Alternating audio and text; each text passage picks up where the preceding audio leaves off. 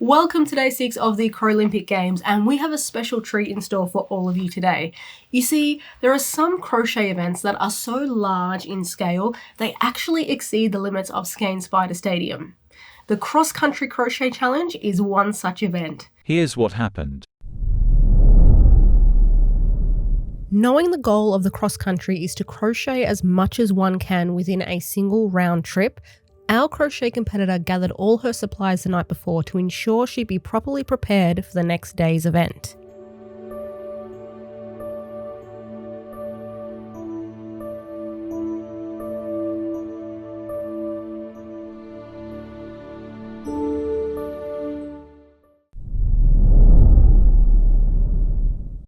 The morning of the event, after a last-minute supply check, it was time to hit the road, though not before a quick stop at the servo for petrol. The cross-country event seemed to be off to a promising start. The road was smooth and the weather slowly clearing, perfect conditions for a day of road trip crochet. Or so our crochet competitor thought. For you see, on this day, an unexpected hurdle had been thrown into our crochet competitor's path, one which had the potential to disrupt the entire event. The hyperactive 5-year-old niece obstacle. Hi everybody! As the journey progressed and the noise level in the car rose to decibels potentially damaging to the human ear, our crochet competitor repeatedly failed to reach her crochet targets. Would this obstacle prove too difficult to overcome?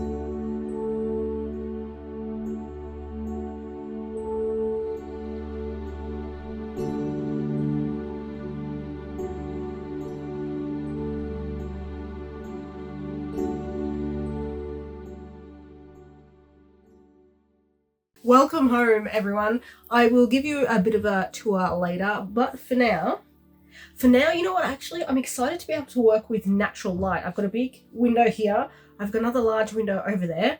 I'm not accustomed to this. I'm more used to the crappy artificial lights I have back at my place.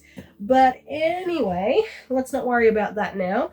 On the way up here, for the couple of hours that took, I only managed to make 2, 3, 4, 5 butterflies.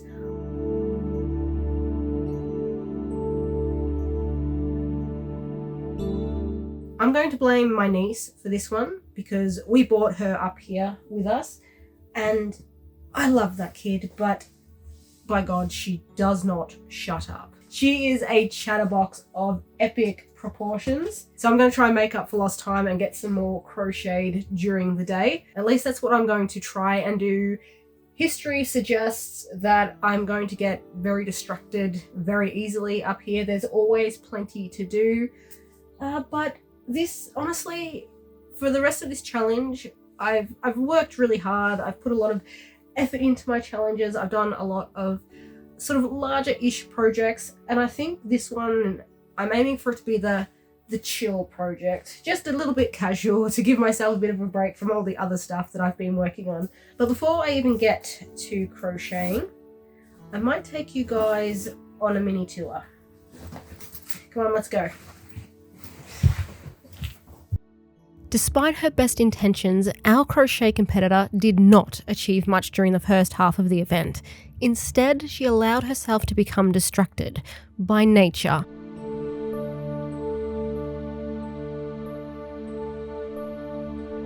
By the ever-growing junk pile, which is always good to snoop through to try and find items for other craft projects. If you've ever wondered why I hoard a lot of stuff, this is the reason. By paying her respects at the vehicle graveyard.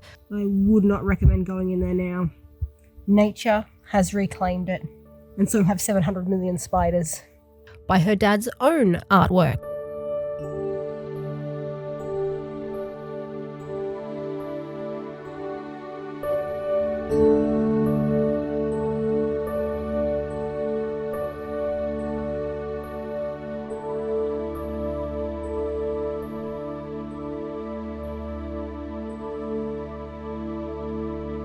By being ordered around by a child. Recording. You should leave it on. No, because I was moving. So I turned it off to save the battery. Don't tell me how to do my job. I will. You will. Yeah, I know you will. Ready? Go. I'm Captain. What's your magnificent vessel called, Captain? My name is Captain. No, not your name. The name of your boat. Boat. It's just called Boat. Your boat's called Boat. Yeah. Very nice. Extra creative. Pirates like. Arr. By helping her family do some prep work for the upcoming bushfire season. I think you're supposed to rake it towards the pile. And then creating a fire of her own.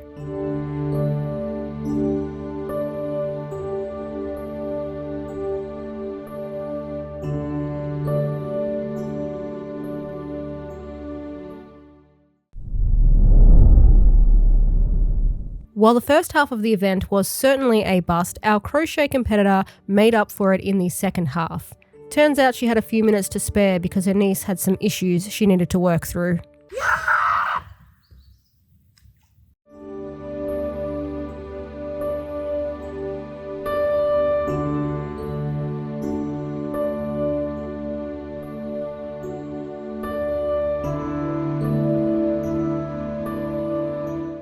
Well, I've had a wonderfully unsuccessful day.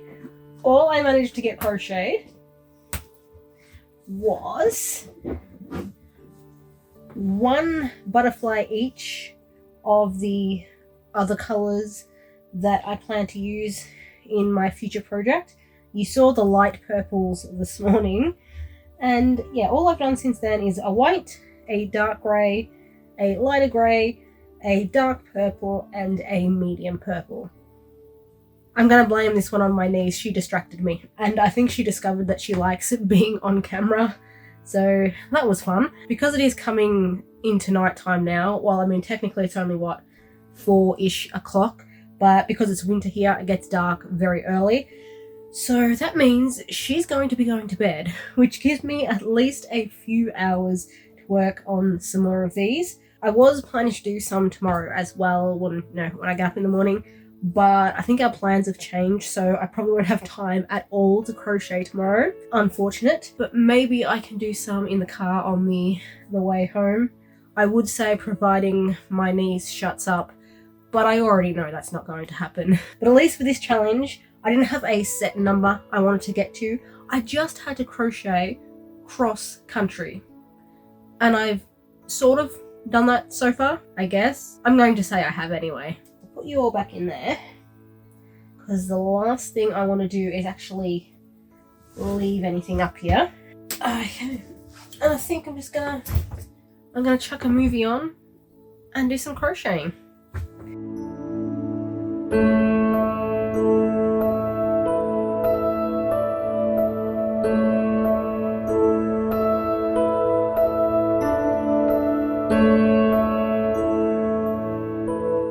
The next day, our crochet competitor made the long trek back. Exactly 0 butterflies were crocheted during the course of this return journey. The crochet competitor would once again like for it to be known that she places the blame for this squarely on her niece's shoulders. We hope you all enjoyed our day 6 adventure. We attempted to reach out to our crochet competitor for comment, but she was apparently passed out from exhaustion brought on by dealing with a hyperactive 5-year-old for 36 hours straight. Yeah! But while she gets some rest, we would like to direct your attention to a fellow crochet contender.